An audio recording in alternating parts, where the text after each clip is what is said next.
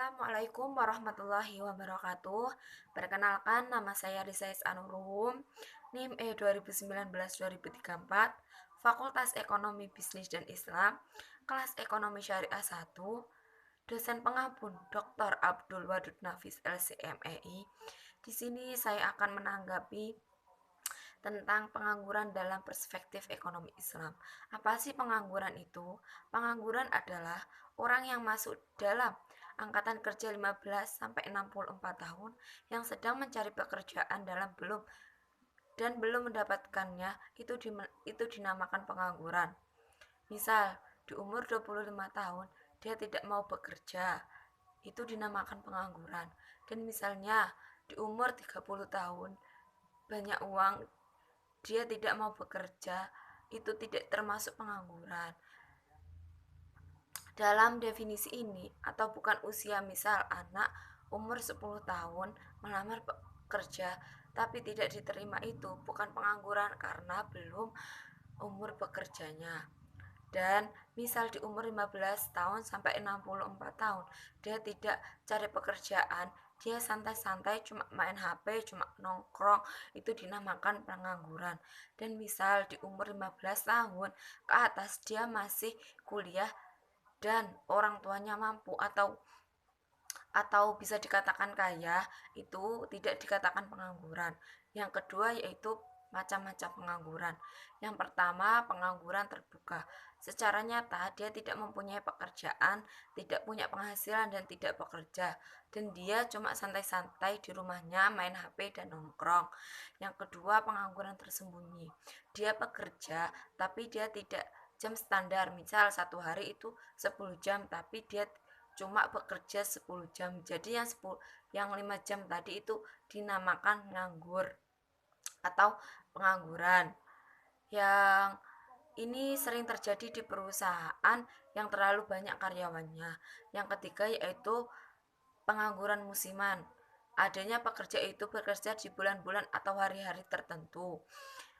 Contoh, kerja pertanian itu kan bekerjanya cuma di waktu panen atau tanam. Selain musim itu kan tidak bekerja lagi. Yang keempat yaitu pengangguran setengah menganggur. Bekerja yang tidak full hampir sama yang kedua, tapi ini cuma separah atau memang sedikit, dan misal harus kerja dalam seminggu dia cuma 6 hari. Yang ketiga yaitu jenis pengangguran. Yang pertama, pengangguran friksional, di mana yang awalnya bekerja dan tidak bekerja atau dia tidak cocok dengan pekerjaannya, dia itu berhenti dan dia itu mencari pekerjaan yang dia mau tapi belum mendapatkannya. Yang kedua, pengangguran siklikal adalah pengangguran orang bekerja yang dip misal di perusahaan sepatu tapi produksi sepatu itu sekarang masih menurun, maka pengurangan karyawan itu dinamakan siklikal. Yang ketiga yaitu pengangguran struktural. Situasi ekonomi yang sekarang ini penurunan karena COVID-19 ini, dan banyak karyawan harus diberhentikan atau di PHK dan tidak kerja lagi, itu dinamakan pengangguran. Yang keempat yaitu pengangguran teknologi, yaitu yang dulu panen pakai tenaga manusia dan sekarang tidak lagi, yaitu memakai tenaga mesin. Maka yang tradisional tidak bekerja lagi atau menganggur. Yang keempat yaitu dampak pengangguran. Yang pertama, menurunnya pendapatan. Misalnya, pendapatan yang dulu 100 juta itu menurun menjadi 50 juta. Yang kedua yaitu meningkatnya biaya sosial. Akibat COVID-19 ini harus memberikan prakerja, kayak substitusi atau BLT. Dan yang ketiga, menurunkan aktivitas perekonomian, yaitu banyak orang yang tidak bekerja, maka aktivitas ini menurun. Di sini saya cuma bisa memaparkan 3 dari dampak pengangguran ini. Yang kelima yaitu cara mengatasi pengangguran. Menyelenggarakan bursa tenaga kerja, yaitu ini kayak mengadakan expo, yaitu kan bisa bisa orang bekerja di expo ini. Yang kedua yaitu informasi lowongan pekerja.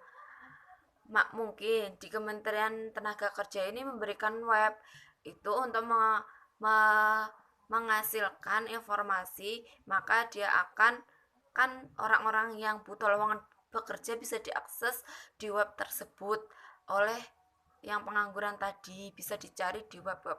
Kalau web-web yang diberikan dari Kementerian Tenaga Kerja tersebut. Yang ketiga yaitu memberikan pelatihan kerja, yaitu dulu pakai manual, yang dulunya pakai manual tapi sekarang ini pakai mesin atau teknologi. Jadi yang manual itu sedikit demi sedikit sudah dilupakan. Yang keenam yaitu pengangguran dalam ekonomi Islam. Yang kesatu pengangguran jabriyah atau terpaksa. Karena musim-musim yang tidak bekerja maka itu berpengaruh. Dan yang kedua yaitu pengangguran hijariyah atau pilihan. Waktu kerja dia bisa desain untuk kepentingan bekerja karena masih kaya tetapi dia nganggur tidak mau bekerja. Yang ketujuh yaitu solusi pengangguran perspektif ekonomi Islam. Yang kesatu mekanisme individu yaitu memberikan informasi lowongan bekerja. Yang kedua mekanisme sosial ekonomi yaitu ekonomi stabil maka ekonomi naik. Sekian dari tanggapan saya, kurang lebihnya mohon dimaafkan, kurang lebihnya mohon maaf. Wabillahi taufiq walhidayah. Wassalamualaikum warahmatullahi wabarakatuh.